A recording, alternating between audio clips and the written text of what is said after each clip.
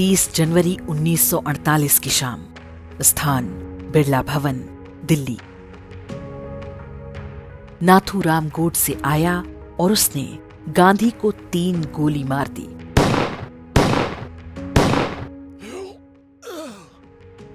गांधी हत्याकांड का इतिहास क्या केवल इतना ही है?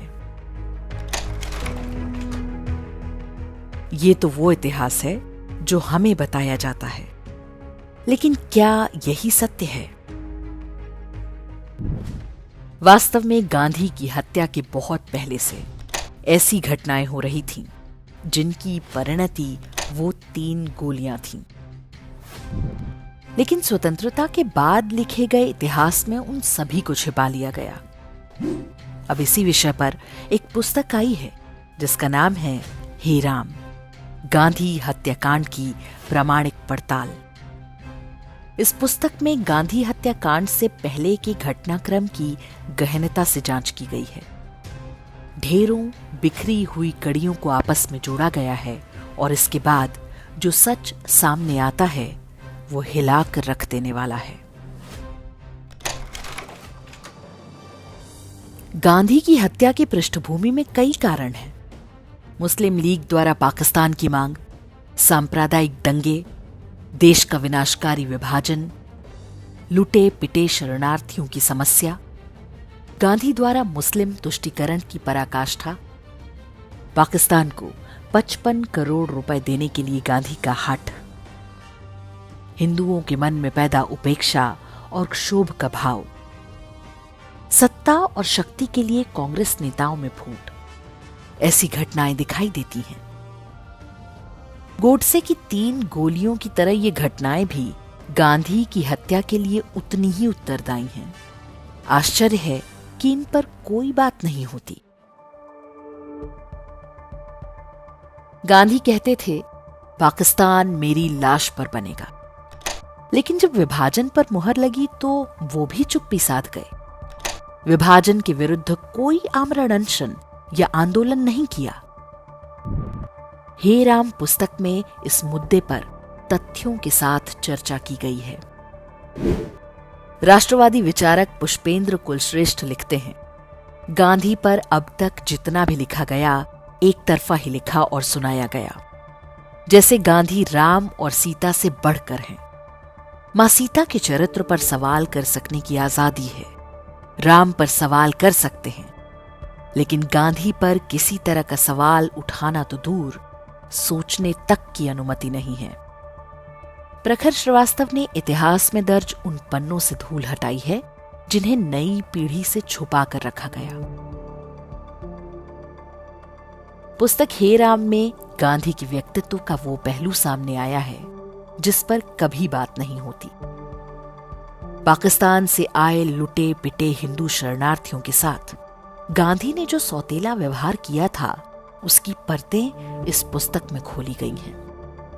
उस कालखंड में अपने ही देश में शरणार्थी बने हिंदुओं के साथ क्या हो रहा था, इसे पढ़कर रोंगटे खड़े हो जाते हैं।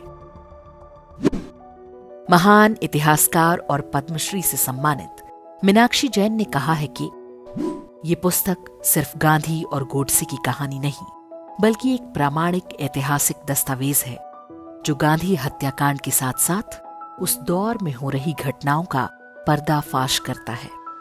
ध्यान रहे, ये आज से पहले कभी सामने नहीं आया है। शरणार्थियों के दर्द, मुस्लिम तुष्टीकरण और देश के विभाजन के गुनाहगारों के पूरे सच को जानने के लिए इस पुस्तक को पढ़ा जाना चाहिए।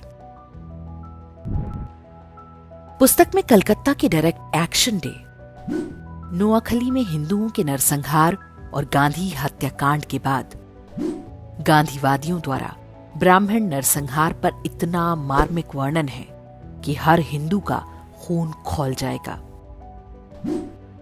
गांधी के अंतिम दिनों में उनके विरुद्ध जनाक्रोश चरम पर और लोकप्रियता सबसे निचले पायदान पर थी। भारत की जनता को समझ में आ चुका था कि गांधी न केवल देश का विभाजन रोकने में असफल रहे हैं, बल्कि उनकी अहिंसा की नीति रक्तपात को रोकने में फेल साबित हुई।